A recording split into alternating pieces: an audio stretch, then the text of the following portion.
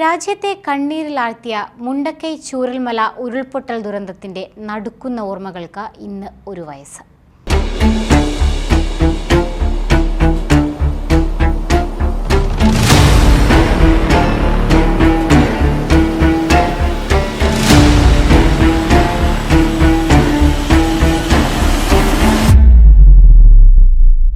ഒരു നാടിനെയാകെ ഭൂപടത്തിൽ നിന്ന് മായ്ച്ചു കളഞ്ഞ ദുരന്തത്തിൽ 298 പേർക്ക് ജീവൻ നഷ്ടമായെന്നാണ് ഔദ്യോഗിക കണക്ക്.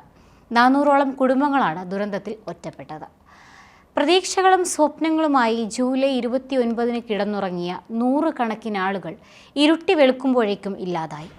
വയനാട്ടിൽ 2 ദിവസം തുടർച്ചയായി പെയ്ത മഴയെ തുടർന്ന് ജൂലൈ 29 പുഞ്ചിരിമട്ടം അട്ടമല മുണ്ടക്കൈ പ്രദേശവാസികളെ മാറ്റിപ്പാർപ്പിച്ചിരുന്നു.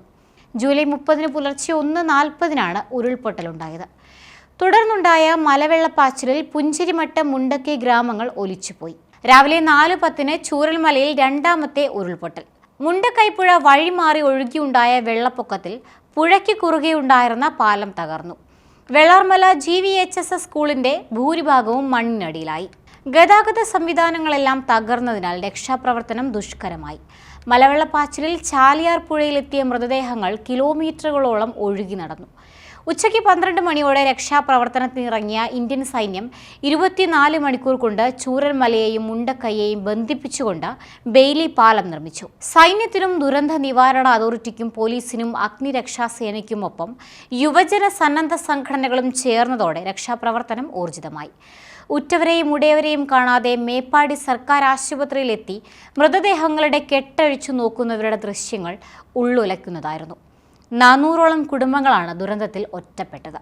തിരിച്ചറിഞ്ഞതും അല്ലാത്തതുമായി 190 പേരുടെ ശരീരഭാഗങ്ങൾ കണ്ടെത്തി. ദുരന്തത്തിൽ 298 പേരുടെ മരണമാണ് ഔദ്യോഗികമായി സർക്കാർ സ്ഥിരീകരിച്ചത്. 128 പേർക്ക് പരിക്കേറ്റു. 435 വീടുകൾ തകർന്നു. ദുരന്തത്തിൽ നിന്ന് കരകയറാൻ കേരളം ഒറ്റക്കെട്ടായി കൈകോർത്തു. ദുരന്തമേഖലയിൽ കരുതലും സ്നേഹവും നിറഞ്ഞു. ജീവിതം തിരിച്ചുപിടിക്കാനുള്ള കഠിന ശ്രമത്തിലാണ് ഇന്നവർ. എന്നാൽ ദുരന്തത്തിന്റെ ശേഷിപ്പുകൾ ഇപ്പോഴും ബാക്കിയാകുന്നു. ദുരന്തത്തിന് 1 വർഷം പൂർത്തിയാകുമ്പോൾ ദുരന്ത ബാധിതരുടെ പുനരധിവാസമാണ് ചർച്ചകളിൽ ഉയരുന്നത്. 1 വർഷം പൂർത്തിയാകുന്ന ദിവസം പുനരധിവാസവുമായി ബന്ധപ്പെട്ട് ഒരു വീട് പോലും നിർമ്മിക്കാൻ സാധിച്ചില്ലെന്ന വിമർശനം സർക്കാരിനെതിരെ ഉയരുന്നുണ്ട്. എന്നാൽ പുനരധിവാസവുമായി ബന്ധപ്പെട്ട അനിശ്ചിതത്വങ്ങൾക്കും വിമർശനങ്ങൾക്കും ഒടുവിൽ ടൗൺഷിപ്പിന്റെ നിർമ്മാണ പ്രവർത്തനങ്ങൾ ആരംഭിക്കാൻ സാധിച്ചിട്ടുണ്ടെന്നും വേഗത്തിൽ ഇതിന്റെ നിർമ്മാണം പൂർത്തിയാക്കുമെന്നാണ് സർക്കാർ വ്യക്തമാക്കുന്നത്. സാമ്പത്തിക സഹായത്തിലൂന്നിയായിരുന്നു കേന്ദ്രത്തിന്റെ വാഗ്ദാനങ്ങൾ.